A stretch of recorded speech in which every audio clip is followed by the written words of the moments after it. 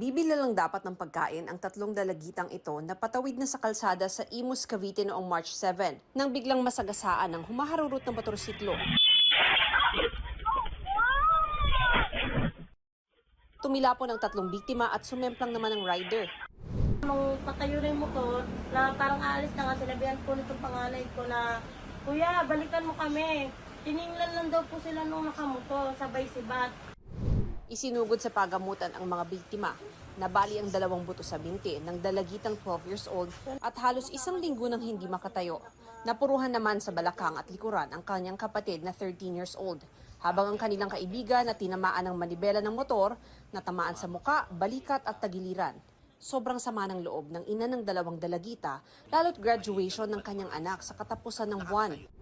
Nag-stop sign po sila sa inyo. Sana naman kuya, hindi nyo sila tinakbuhan. Sana nakipag-ungnayan ka sa amin.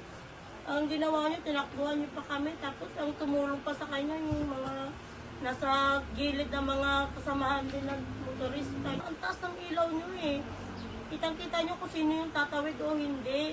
Sobrang sama po talaga ng loob ko kasi nag-graduate yung anak ko tapos ginanito nyo.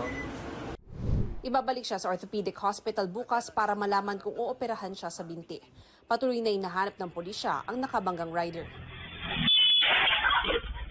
Para sa GMA Integrated News, Mav Gonzalez, nakatutok, 24 oras.